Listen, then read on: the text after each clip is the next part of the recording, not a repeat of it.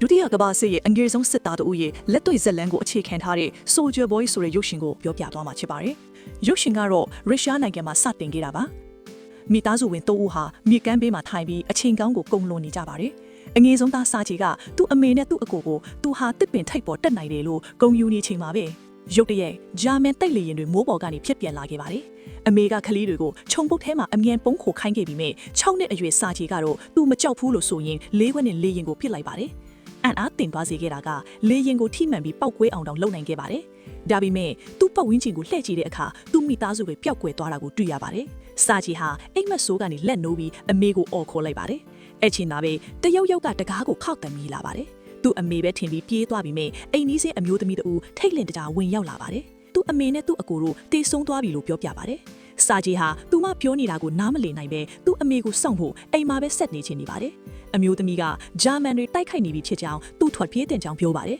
။အဲ့ချိန်မှာပဲစစ်သားအချို့သူတို့အိမ်ဘက်ကိုချင်းကပ်လာပါတယ်။သူမကစာကြီးကိုပဒင်းပေါက်ကနေခုန်ဆင်းပြေးခိုင်းခဲ့ပြီးမြဲသူမကမပြေးနိုင်ပဲတင်းနဲ့ပစ်တက်ခံရပါတယ်။စာချေအိမ်ကနေထွက်ပြေးနေစဉ်သူရက်ွက်တစ်ခုလုံးမီးလောင်ကျွမ်းနေတာကိုမြင်တွေ့ရပါတယ်။သူ့အမေကိုအကျိုးမရှိအော်ခေါ်ရင်းအဲ့ဒီကနေထွက်ပြေးခဲ့ပါတယ်။အတော်ကြာပြေးပြီးတော့သူဟာတောအုပ်အလဲထဲကိုရောက်သွားပါတယ်။ခလေးလေးဟာသူပျောက်နေပြီဖြစ်ကြောင်းအမေကိုလာကဲခိုင်းရင်းနဲ့အော်နေပါတယ်။အဲ့ဒီညမှာသူခြုံပုတ်ထဲမှာပဲနေခဲ့ပါတယ်။နောက်တနေ့မနေ့သူဟာမြစ်ထဲကရေတောက်နေစဉ်မှာတော့ရန်သူစစ်သားတွေချင်းကပ်လာတာကိုတွေ့ခဲ့ရပါတယ်။စာကြီးဟာသူတို့ကအန်ဒီရဲ့ရှီမန်ထိတာကြောင့်တစ်မြေခေါင်းထဲကိုမြဲမြဲဝင်ရောက်ပုံခိုးလိုက်ပါတယ်။မွေတကောင်အနာကတ်လာတဲ့အခါလန့်သွားပြီးမြဲအတန်မထွက်ပဲနေနိုင်ခဲ့ပါတယ်။စာကြီးအတွက်စစ်သားတွေကမွေထပ်ပေါ်ပြီးကြောက်စရာတောင်းနေခဲ့ပါတယ်။စစ်သားတွေကမြစ်ကမ်းမှာထမီးစားပြီးထွက်ခွာသွားကြပါတယ်။စာကြီးကတော့သူတို့ကြံရစ်ခဲ့တဲ့အကျွင်းအတန်တွေကိုယူပြီးညစာအဖြစ်စားခဲ့ရပါတယ်။ဒါပေမဲ့နေ့လည်ခင်းရောက်တဲ့အခါစာကြီးဟာလုံးဝပင်ပန်းနေပါပြီ။နေရက်လုံးဖိုင်ဝဝမစားရပဲဘဲသွားရမယ်မသိလမ်းလျှောက်နေခဲ့ရပါတယ်။သူဟာလမ်းလျှောက်နေရင်လဲကျသွားပေမဲ့လမ်းလျှောက်တာကိုမရက်ပဲဆက်သွားနေပါတယ်။လမ်းမှာသူဟာတစ်သီးလေးကိုတွေ့ပြီးစားနေချိန်သူ့နောက်မှာပောက်ကွဲလာပါတယ်။စာကြီးဟာသူ့နောက်မှာတယောက်ယောက်လာနေတယ်လို့စိတ်ထဲယုံစားပါတယ်။ဒါပေမဲ့ဒီလိုအခြေအနေမျိုးမှာတော့သူဟာရဲရင်စွာရက်တီးပြီးတော့သူမကြောက်ဘူးလို့ပြောပါတယ်။သူဟာရှေ့ကိုရိမ့်ထိုးပြီးဆက်သွားပြီးမဲ့အနှဲငယ်ကြားတဲ့အခါမှာတော့တတိမိသွားပါတယ်။သူအိပ်ပျော်နေစဉ်စစ်သား2ဦးသူ့စီချင်းကပ်လာပါတယ်။စစ်ကြောင်းမှုဟာသူ့ရဲ့စောင့်ကြည့်ရေးစစ်သားတွေကိုစောင့်မျှော်နေပါတယ်။သူတို့ဟာဒဏ်ရာရပြီးအားအိမ်ကုန်ခန်းနေတဲ့ကလေးလေးနဲ့အတူပြန်ရောက်လာကြပါတယ်။စစ်သားတွေကသူတို့ဘက်ကလူတွေဖြစ်ကြောင်းပြောတဲ့အခါမှာကလေးလေးကစကားဖွင့်ပြီးသူ့ကိုယ်သူမိတ်ဆက်ပါတယ်။စစ်သားတွေဟာကလေးကစစ်ကြောင်းမှုနဲ့လက်ဆွဲနှုတ်ဆက်တဲ့အခါရဲမောကြပြီးစစ်ကြောင်းမှုကလည်းသူ့ကိုယ်သူမိတ်ဆက်ဖို့အကြံပေးကြပါတယ်။စစ်သားတွေဟာကလေးလေးကိုချစ်ခင်နှစ်သက်သွားကြပြီးသူတို့ကရေတိုက်အစာကျွေးကြပါတယ်။အရင်ကအီးဆက်တဲ့ပုံစံရှိခဲ့တဲ့စစ်ကြောင်းမှုတောင်ကလေးလေးကိုဂယုစိုက်လာပါတယ်။သူနာပြုတ်မကလေးကစာကြည်ရဲ့တန်ရာကိုစီးနှောင်ပြီးရင်သူ့ပင်ကိုစရိုက်ကိုတဘိုးကျသွားပါတယ်။ကလေးကသူ့တန်ရာပေါ်မှာတင်ကားပုံဆွဲပေးဖို့တောင်းဆိုပါတယ်။အကြောင်းကတော့သူကြီးလာရင်စစ်သားဖြစ်ချင်လို့ပါ။စာကြည်ဟာစစ်ကြောင်းမှုရဲ့တနက်နဲ့သူ့အမက်တစီကိုအထူးစိတ်ဝင်စားပါတယ်။စစ်ကြောင်းမှုကလည်းကလေးရဲ့မေးခွန်းအားလုံးကိုဖြေပြီးကြီးစံတွေထုတ်ပြီးလက်နက်ကိုကစားခွင့်ပေးပါတယ်။စာကြည်ကသူ့ဝမ်းပိုက်ပေါ်မှာတင်ကားပုံကိုပြသရင်သူကိုယ်တိုင်စစ်သားတစ်ယောက်ဖြစ်ကြောင်းဂုဏ်ယူစွာပြောပါတယ်။ကလေးလေးဟာအလွန်လေးမြန်စွာတက်တာသွားပါတယ်။သူနာပြုတ်စရာမကစစ်သားမှုကိုကလေးကိုလည်းအတူနေခွင့်ပေးဖို့တောင်းဆိုပါတယ်။ကလေးလေးအတွက်မစိတ်မချကြောင်းစာကြည်ကိုမိဘမဲ့ဂီဟာပို့ဖို့ဆုံးဖြတ်ပါတယ်။စစ်သားတွေဟာအချိန်တွေအားလုံးကိုစာကြည်နဲ့အတူကုံဆုံးကြပါတယ်။တနေ့လုံးလူအများကြီးကသူ့စီကိုလာရောက်လဲပတ်ကြပါတယ်။တနေ့မှာစစ်သားတဦးစစ်သားမှုစီသွားပြီးကလေးကိုတက်ခွဲ့နဲ့အတူနေခွင့်ပေးဖို့တောင်းဆိုပါတယ်။စစ်သားတွေဟာကလေးနဲ့ရင်းနှီးမှုကြီးမားစွာတည်ဆော့မိကြပြီးသူ့ကိုသူတို့ရဲ့ကိုယ်ပိုင်သားသမီးလိုမြင်လာကြပါတယ်။ဒါပေမဲ့စစ်ကြောင်းမှုကတော့မိဘမဲ့ဂီဟာပို့ဖို့ခိုင်မာစွာဆုံးဖြတ်ထားပါတယ်။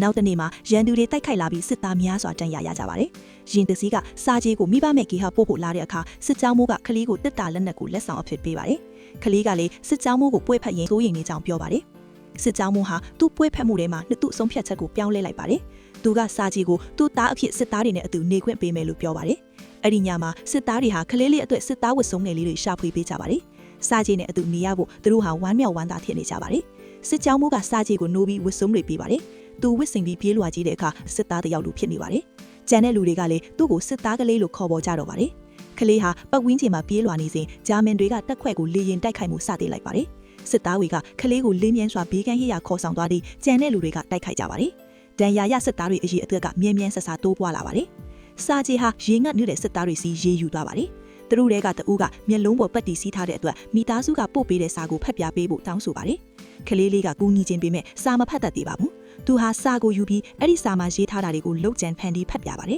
။စစ်သားရဲ့နွားဟာအိမ်မှာလုံခြုံစွာရှိနေတယ်လို့ဆိုပါတယ်။ စစ်သားကနွားမရှိဘူးလို့ပြောတဲ့အခါအခြားလူတွေကဇလန်အတိုင်းဆက်သွားဖို့ပြောရင်းရဲမိုးကြပါတယ်သူဟာလူအားလုံးရဲ့စာတွေကိုဖတ်ပြရင်သူတို့စိတ်ကိုလန်းဆန်စေပါတယ်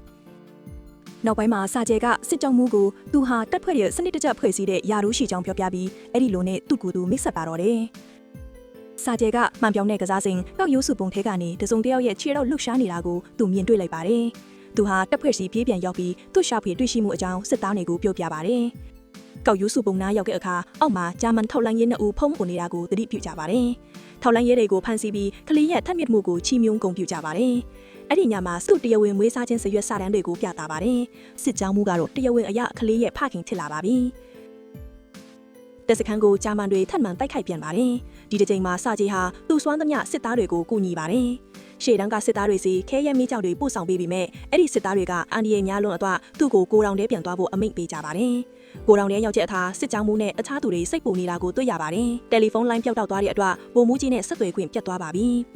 ပျောက်တောက်နေတဲ့ဝိုင်လာကျိုးတွေကိုပြန်ပြင်ဖို့စစ်သားတဦးစေလွတ်ခံရပါတယ်။စာကြီးဟာအဲ့ဒီစစ်သားနောက်ကိုလိုက်ပြီးတေဆုံးသွားတဲ့စစ်သားကိုဝိုင်ယာကျိုးဘလို့ပြင်ရမလဲမေးမြန်းပြီးသူ့ကိုယ်လည်းဝိုင်ယာကျိုးကိုပြင်ဆင်လိုက်ပါတယ်။စစ်ပေရေးပြန်လဲကောင်းမွန်လာပြီးနောက်ထပ်တက်ခွေညာကိုခေါ်ယူနိုင်ခဲ့ပါတယ်။နောက်ပိုင်းမှာစစ်ကြောင်းမှုနဲ့သူနာပြုတ်မကလေးကတ္တရာတို့မိတန်းမှာစကားပြောနေတာကိုတွေ့ရပါတယ်။စစ်ကြောင်းမှုဟာနောက်ဆုံးမှာသူ့ချစ်ချင်းမေတ္တာကိုထုတ်ဖော်ပြောကြပြီးကတ္တရာကိုစာကြီးရဲ့မိခင်ဖြစ်ဖို့မေတ္တာရက်ခံပါတယ်။ကတ္တရာဟာအလွန်ပျော်ရွှင်သွားပြီးသူမပြောမပြီးမီစစ်သားတအုပ်ချင်းကပ်လာပြီးတပ်ဖွဲ့ကိုနေရာပြောင်းရွှေ့ရမယ့်အကြောင်းစာတစောင်ပေးအပ်ပါတယ်။နောက်နေ့မှာစစ်သားအလုံးစာချင်းနဲ့အတူသူတို့ရဲ့တပ်စခန်းအသစ်စီကိုထွက်ခွာကြပါတယ်။ဒါပေမဲ့လမ်းမှာသူတို့ဟာမိုင်းကွင်းတစ်ခုနဲ့ရင်ဆိုင်မိပြီးရင်အချို့ပောက်ကွဲပစ္စည်းသွားပါတယ်။စစ်ကြောင်းမှုတန်ရာရသွားပြီးစာချင်းနဲ့ရင်းနှီးခဲ့တဲ့တပ်ဖွဲ့မှုဟာအဲ့ဒီပောက်ကွဲမှုမှာတိတ်ဆုံးသွားပါတယ်။စာချင်းဟာငိုကြွေးပြီးစစ်ကြောင်းမှုကိုပွေဖက်ကနှစ်သိမ့်ပါတယ်။သူတို့ဟာတန်ရာရသူတွေကိုဆက်လက်ခိုးဆောင်သွားပြီးတပ်စခန်းအသစ်စီကိုခရီးဆက်ကြပါတယ်။တက်စခန်းအသေးရောက်တော့သူတို့ဟာစစ်ကြောင်းမှုရဲ့အကြီးဆယ်ဗိုလ်မှူးကြီးနဲ့တွေ့ဆုံပါတယ်။ဗိုလ်မှူးကြီးကလည်းကလေးရဲ့စိတ်အားထက်သန်မှုကိုသဘောကျပြီးစစ်ကြောင်းမှုကိုဒီလိုထက်မြက်တဲ့ကလေးရဖို့ဂုဏ်ပြုပါတယ်